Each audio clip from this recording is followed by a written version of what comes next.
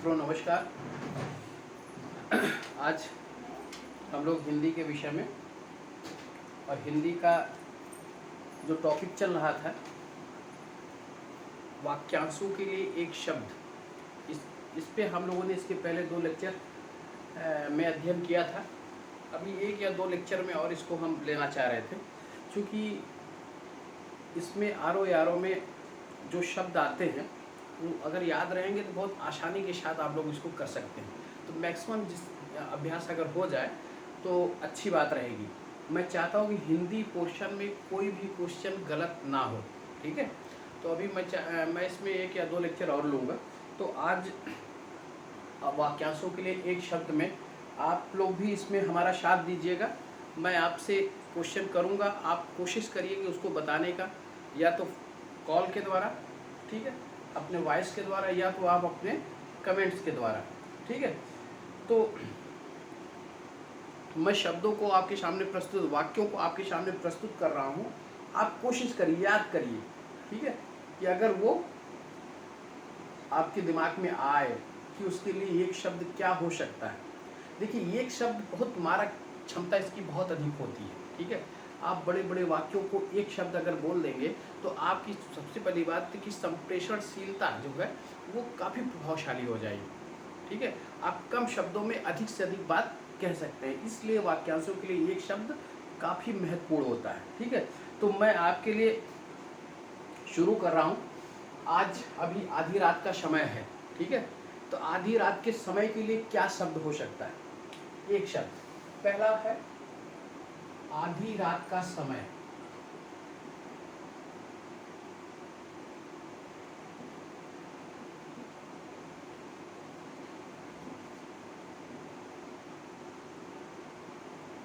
इसके लिए एक शब्द क्या हो सकता है? आप लोगों के दिमाग में अगर कुछ आए तो कमेंट्स के द्वारा आप उनको बताइए। आधी रात के समय के लिए क्या कहा जा सकता है?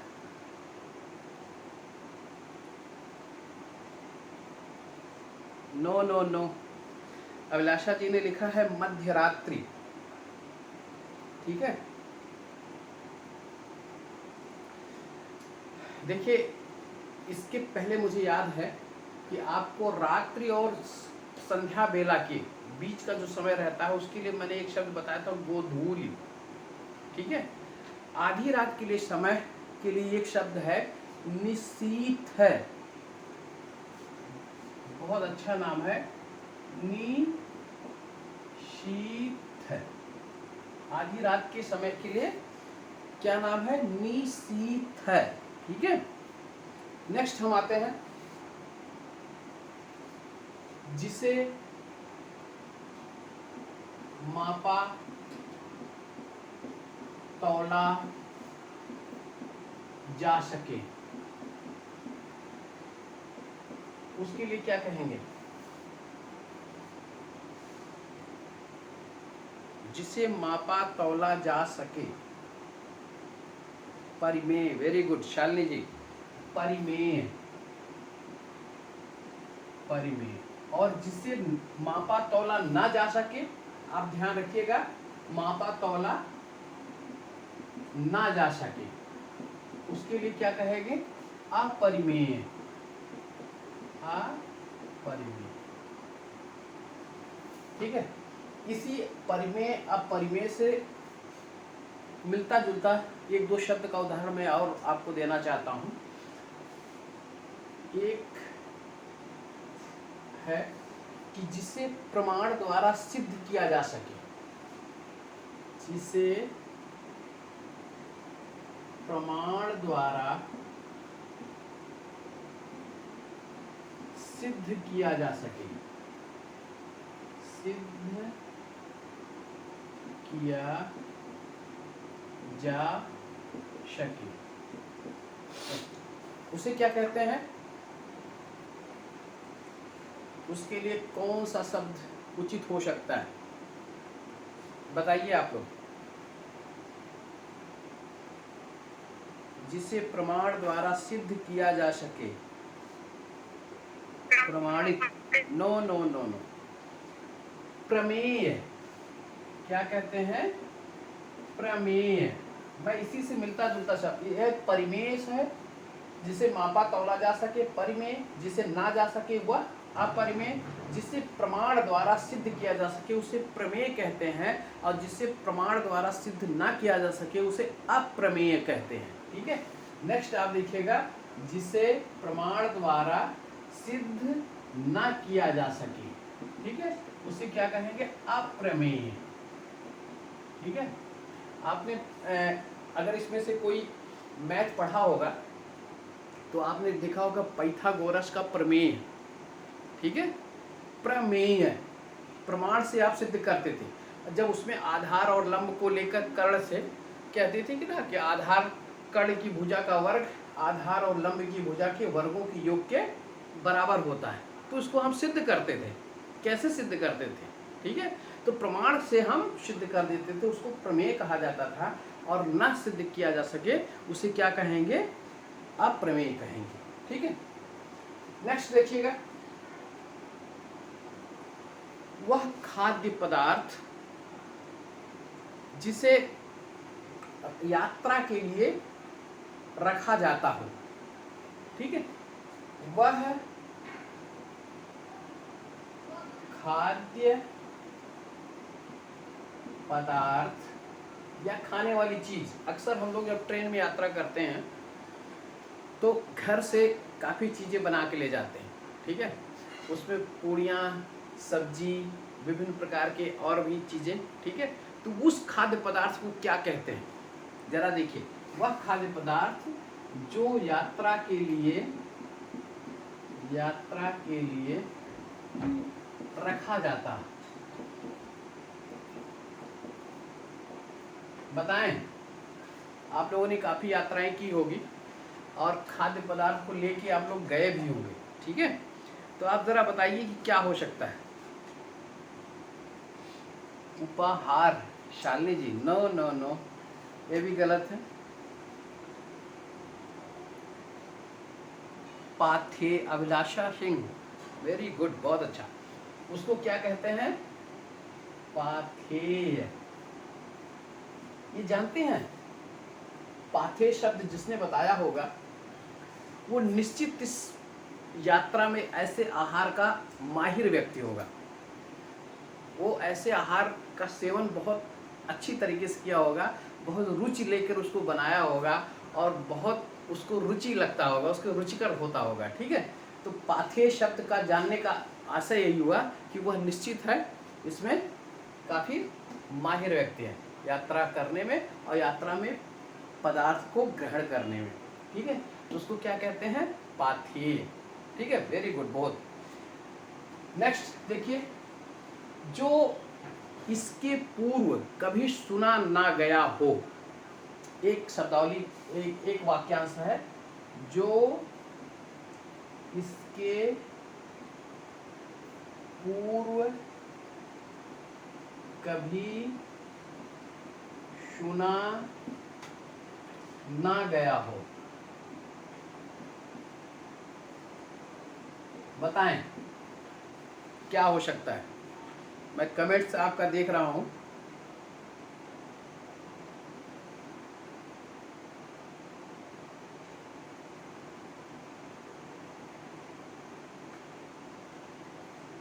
अश्रुत पूर्व, अश्रुत पूर्व क्या कहेंगे, अश्रुत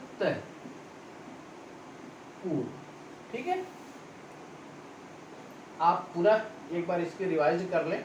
आधी रात का समय, निशीथ, जिसे मापा तौला ना जा सके, परिमेय, सॉरी, मापा तौला जा सके, परिमेय, जिसे मापा तौला ना जा सके, अपरिमेय, जिसे प्रमाण द्वारा सिद्ध ना किया जा सके, सिद्ध किया जा सके उसे प्रमेय, जिसे प्रमाण द्वारा सिद्ध ना किया जा सके उसे अप्रमेय।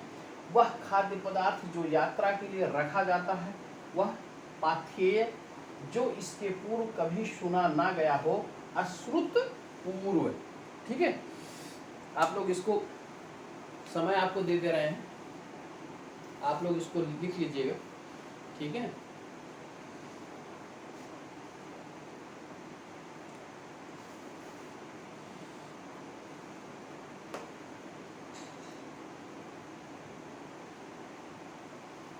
चलिए नेक्स्ट।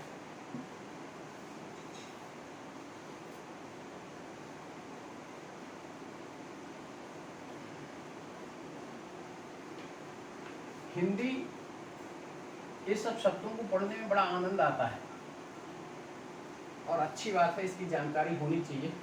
आप लोग आरओ यारो बनेंगी तो कम शब्दों में कैसे काम चलाया जाता है इसकी जानकारी आप लोगों को रहेगी। ठीक है, अब नेक्स्ट लिखिए। कहते हैं कि वह व्यक्ति जो तत्काल कविता कर लेता हो, वह व्यक्ति जो तत्क्षण तुरंत कविता कर लेता हो, कविता बना लेता हो, उसको क्या कहते हैं? वह व्यक्ति जो तत्काल या तत्क्षण कविता करता, उसे क्या कहेंगे? बताइए। अभिलाषा जी, आम्रपाली जी, शालिनी जी। आशु कवि। आशु कवि, वेरी गुड। आशु कवि, ठीक है। वह स्त्री जो कविता करती हो उसको क्या कहेंगे? वह स्त्री, वह स्त्री जो कविता लिखती है या कहती है, लिखती, उसको क्या कहेंगे?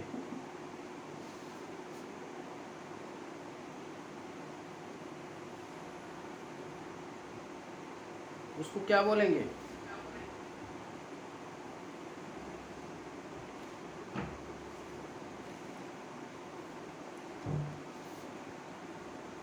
आपने कवित्री लिखा तो, लेकिन कवित्री गलत आपने इसको वर्जन लिखा, ठीक है। इसको कवित्री देखिए, कभी अभी हम इसको शुद्ध अशुद्ध में भी पढ़ सकते हैं। कवित्री को लिखा कैसे जाता है? कवित्री, ठीक है। ये दोनों प्रथम अक्षरों पर कोई मात्रा नहीं रहेगी, ठीक है। कवित्री बोलते हैं उसे, ठीक है। आपने सही बताया, लेकिन उसे क्या कहते हैं? कवित्री, ठीक है। चलिए नेक्स्ट एक है कि बहुत अच्छा इंपॉर्टेंट है, अगर सोच सकते हैं तो सोचिए। दिशाएं जिसके लिए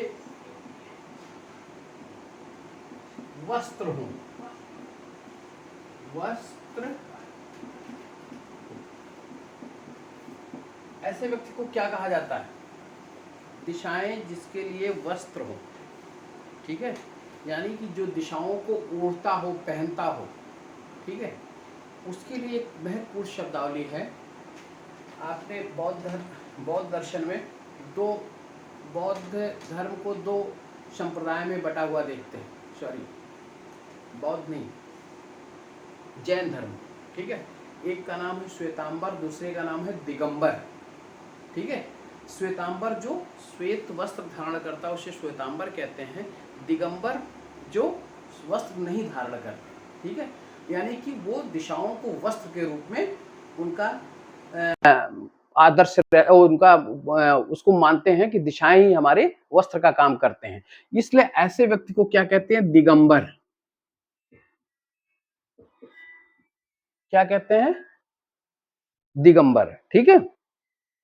ओके, नेक्स्ट देखिएगा। जिस व्यक्ति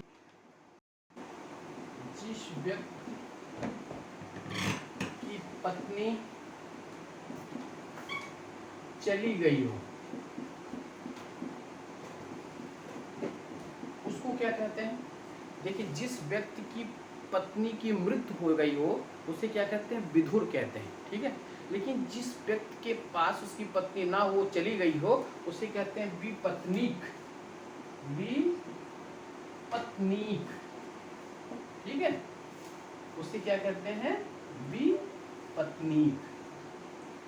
ठीक है, आप लोग इसको नोट कर लीजिएगा, उसको क्या कहते हैं? विपत्नीक। अच्छा, नेक्स्ट आप देखिएगा, एक शब्द है कि बहुत अधिक बोलने वाला, बहुत अधिक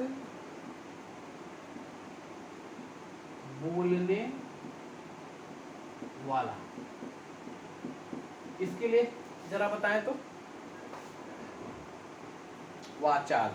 वेरी गुड, बहुत अच्छी बात है, वाचाल। और जरा इसका उल्टा जरा देख लें, बहुत कम बोलने वाला, बहुत कम बोलने वाला। इसके लिए जरा बताइए क्या हो सकता है?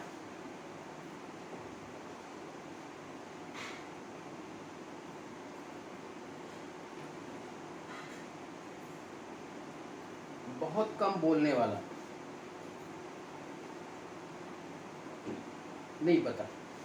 इसके लिए मितभाषी, मितभाषी। ठीक है, नेक्स्ट देखिए, जिसके पास कुछ ना हो, जिसके पास कुछ ना हो उसे कहते हैं अकिंचन। अकिंचन। कभी कभी पुराने समय में ऐसे ब्राह्मण जो भिक्षा के लिए घूमते रहते थे या उनके पास कुछ नहीं रहता था, उसे अकिंचन ब्राह्मण के रूप में कहा जाता था। जिसके पास कुछ ना हो उसे क्या कहते हैं? अकिंचन। ठीक है, अब हम पुनः एक बार रिपीट कर देते हैं। वह व्यक्ति जो तत्काल कविता करता हो उसे आशु कवि। वह स्त्री जो कविता लिखती हो या करती हो उसे कवित्री कहते हैं। दिशाएं जिनके लिए वस्त्र हो, दिगंबर। वह व्यक्ति जो पत्नी, जिसकी पत्नी चली गई हो, विपत्नीक। बहुत अधिक बोलने वाला, वाचाल। बहुत कम बोलने वाला, मितभाषी। और जिसके पास कुछ ना हो उसे क्या कहते हैं? अकिंचन। ठीक है, एक बहुत प्रसिद्ध या कमीशन का सबसे पेट वाक्यांश है ना? अक्सर पूछा जाता है, लोगों को इसके विषय में जानकारी नहीं रहती, लेकिन कमीशन में काफी बार ये आ चुका है। वो वाक्यांश क्या है? उत्तराधिकार में प्राप्त जायदाद, उत्तराधिकार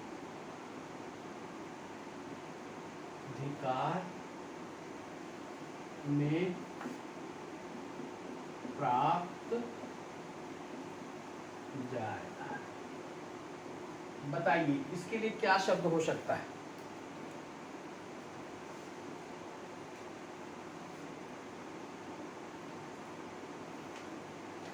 उत्तराधिकार में प्राप्त जायदाद।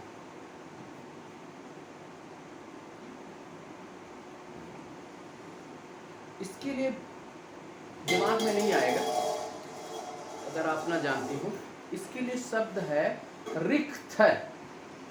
क्या नाम है शब्द का? रिक्त। रा पे छोटी की मात्रा, आधा का और था। उत्तराधिकार में प्राप्त जायदाद, उसको क्या कहते हैं? रिक्त। नेक्स्ट देखिएगा, रंगमंच में जहाँ नाटक खेला जाता है, रंगमंच में पर्दे के पीछे का स्थान, पर्दे के पीछे का स्थान क्या कहलाता है? रंगमंच में पर्दे के पीछे का स्थान क्या कहलाता है? बताइए। नेपथ्य। वेरी गुड, बहुत अच्छा। नेपथ्य क्या कहलाता है? नेपथ्य। ठीक है, नेपथ्य। रिक्त और नेपथ्य याद रखिएगा, बहुत इंपॉर्टेंट है, ठीक है। अच्छा, नेक्स्ट देखिएगा, ईश्वर को मानने वाला, ईश्वर को मानने क्या कहलाएगा? आस्तिक। आस्तिक। ईश्वर को ना मानने वाला क्या कहलाएगा? को ना मानने वाला क्या कहलाएगा? नास्तिक, ठीक है। लेकिन जब ये कभी क्वेश्चन आपके इतिहास का बन जाए तो आस्तिक किसे कहते हैं, नास्तिक किसे कहते हैं, तो नास्तिक उसको कहिएगा जो वेदों को न स्वीकार करता हो, वेदों को ना मानने वाला नास्तिक कहलाता है, ठीक है। Very good. इसी तरीके से नेक्स्ट देखिएगा, जो पृथ्वी से संबद्ध हो, संबद्ध, उसे क्या कहेंगे? पृथ्वी से संबद्ध, उसे कहते हैं पार्थिव। पार्थिव। पृथ्वी से संबद्ध हो उसे क्या कहते हैं? पार्थिव। ऐसी जीविका जो आकस्मिक हो, ऐसी जीविका जो आकस्मिक हो, इसका अर्थ जरा आप समझिए इस वाक्यांश का, कि जीने के लिए ऐसे साधन जो अकस्मात आपको मिले उसे क्या कहते हैं? ऐसी जीविका जो आकस्मिक हो उसे क्या कहेंगे? उसे कहते हैं आकाश वृत्ति। क्या बोलते हैं? आकाश वृत्ति, ठीक है। बहुत इंपॉर्टेंट है, वेरी इंपॉर्टेंट। इसको आपको ये वेरी इंपॉर्टेंट इसको मानिएगा, रिक्त, नेपथ्य, ठीक है, और आस्तिक नास्तिक ये तो ठीक है। आकाश, जिस ऐसी जीविका जो आकस्मिक हो उसे आकाश वृत्ति के नाम से जाना जाता है। यानी कि जो आपको कोई उसके विषय में ना पता हो, वो आपकी जीविका का कारण बन जाए, ठीक है, उसको आकाश वृत्ति कहते हैं। नेक्स्ट देखिएगा,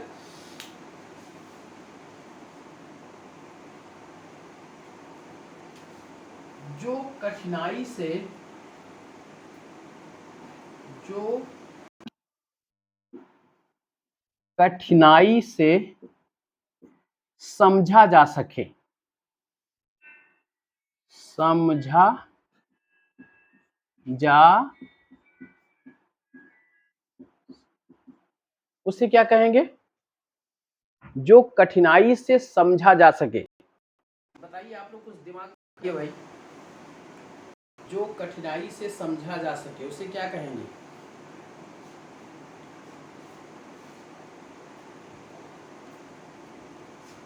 उसको कहते हैं दुर्बोध। क्या कहते हैं? दुर्बोध, ठीक है। जिसका बोध कठिनाई से हो उसे क्या कहते हैं? दुर्बोध। जो कठिनाई से प्राप्त किया जा सके, ठीक है। इसका जरा बताइए कि जो कठिनाई से प्राप्त हो सके, इसको क्या कहते हैं? दुर्लभ, ठीक है। ये दोनों चीज ध्यान में रखिएगा, जो कठिनाई से प्राप्त किया जा सके और जो कठिनाई से समझा जा सके, ठीक है। अब यहाँ रिक्त, नेपथ्य, आस्तिक, नास्तिक, पार्थिव, आकाश वृत्ति, दुर्बोध और दुर्लभ, इस सबके वाक्यांश आप देख लीजिएगा, बहुत इंपॉर्टेंट है। आगे चलते हैं।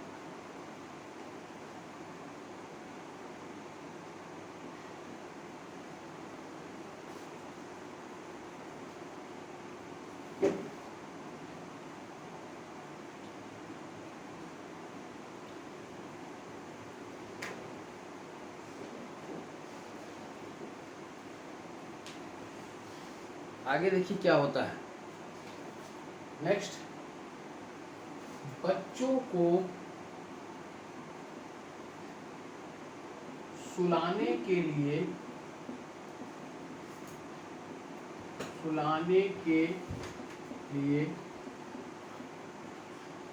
गाया जाने वाला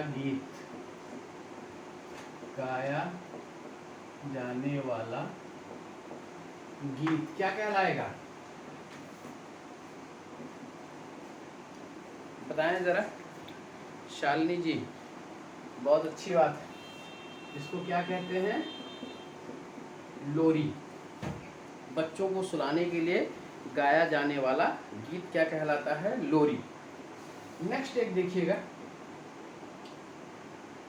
जो नभ में चलता हो। जो नभ में चलता हो उसे क्या बोलेंगे? जो नभ मीन्स आकाश, आकाश में जो चलता है उसे क्या कहते हैं? नभचर। और एक शब्द और आपको बता दूं, उसको खेचर भी कहते हैं। नभचर ऑब्लिक खेचर। नभचर ऑब्लिक खेचर, उसके लिए दोनों शब्दावली ठीक है। नभचर ऑब्लिक खेचर। चढ़ा बढ़ाकर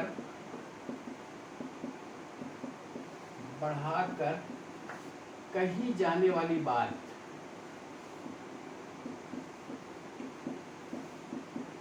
क्या हो सकता है? बताएं। चढ़ा बढ़ाकर कही जाने वाली बात। अतिशयोक्त। वेरी गुड, बहुत अच्छी बात। अतिशयोक्त। आप लोग बिल्कुल सही दिशा में चल रही हैं। ठीक है। व्याकरण को जानने वाला। व्याकरण को जानने वाला। बताएं। व्याकरण को जानने वाला। वैयाकरण।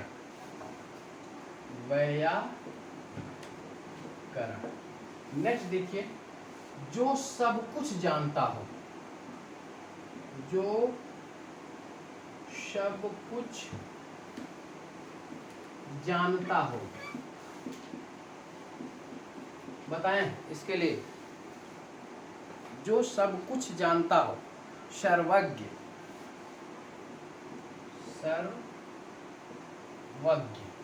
बहुत अच्छी, बहुत बढ़िया बात।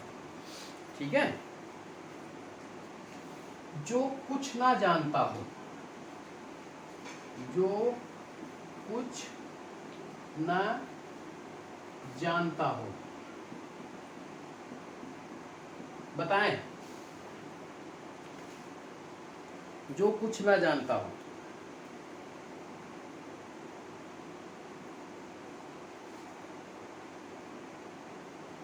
अज्ञ। शालिनी जी बड़ी अच्छी तैयारी चल रही है आपकी। जो कुछ ना जानता हो, अज्ञ, या इसको अनभिज्ञ भी कहते हैं। क्या कहते हैं? अनभिज्ञ। ठीक है। नेक्स्ट देखिएगा, ये तो पूरा हो गया। नेक्स्ट हम चलते हैं, बच्चों को सुलाने के लिए गाया जाने वाला गीत लोरी कहते हैं। जो नभ में चलता हो उसे नभचर या खेचर कहते हैं। चढ़ा बढ़ाकर कही जाने वाली बात अतिशयोक्त। व्याकरण को जानने वाला वैयाकरण। जो सब कुछ जानता हो उसे सर्वज्ञ। जो कुछ ना जानता हो अज्ञ। ठीक है। आगे देखते हैं।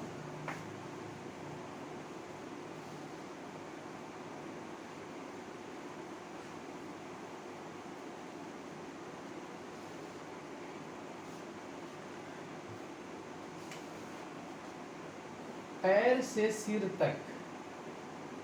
पैर से सिर तक। बताइए, पैर से सिर तक क्या कहलाएगा? आपाद मस्तक। आपाद मस्तक। ठीक है। ऐसा स्थान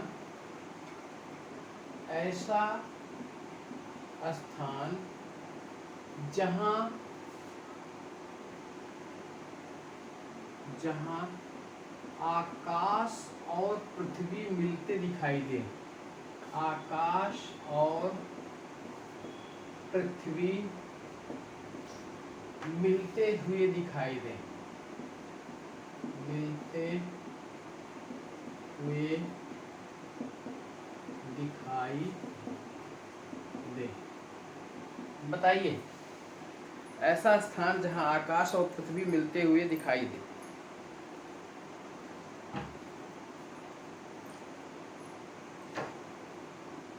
आम्रपाली। बहुत देर बाद क्या कहते हैं उसको? क्षितिज। उसको क्या कहते हैं? क्षितिज। महादेवी वर्मा ने एक पंक्ति लिखी थी, मुझे याद आ रहा है कि तोड़ दो यह क्षितिज, मैं भी देख लूं ईश्वर क्या है ना। यानी कि क्षितिज को तोड़ दो, मैं भी देखना चाहता हूं जिस अदृश्य, ठीक है। यानी कि एक ऐसी कल्पना है जो हम लोग अज्ञान, जिसके लिए अज्ञानता जाहिर करते हैं, उसके लिए उन्होंने कहा था तोड़ दो यह क्षितिज, मैं भी देख लूं शोर क्या है। तो वो शब्द क्या है? क्षितिज। नेक्स्ट देखिएगा, जिसे भेदा ना जा सके, जिसे भेदा ना जा सके, उसके लिए क्या शब्दावली होगी बताइए तो? जिसे भेदा ना जा सके, अभेद्य, अभेद्य, ठीक है।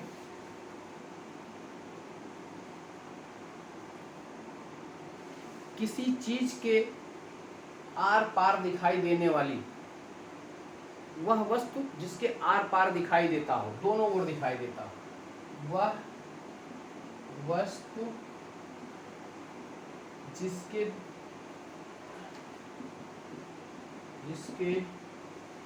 दोनों ओर दिखाई देता हूं।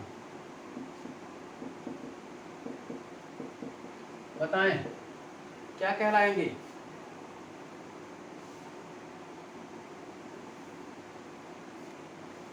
पारदर्शी। क्या कहलाएंगी? क्या कहलाती है? पारदर्शी। जिसके दोनों ओर दिखाई ना देता हो उसे क्या कहते हैं? अपारदर्शी। अपारदर्शी। ये दोनों ध्यान में रखिएगा दिमाग में, ठीक है। नेक्स्ट देखिए, आगे चलते हैं। प्रिय वचन या मीठे वचन बोलने वाली स्त्री क्या कहलाती है? मीठी बोली बोलने वाली स्त्री क्या कहलाएगी? या प्रिय वचन बोलने वाली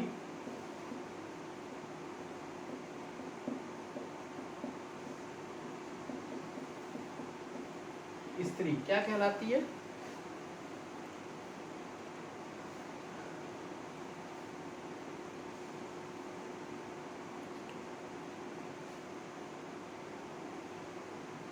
बताइए।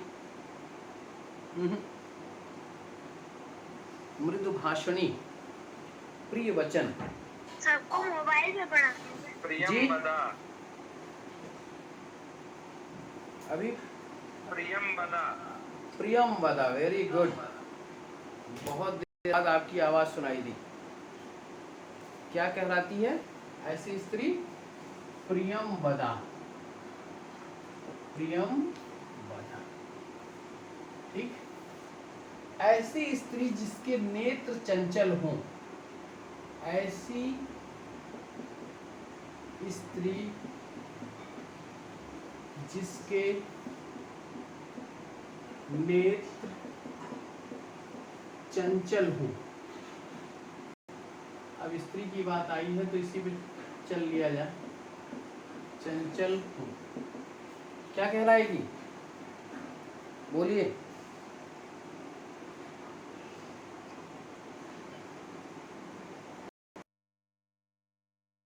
जरा बेटा फिर से लगाओ।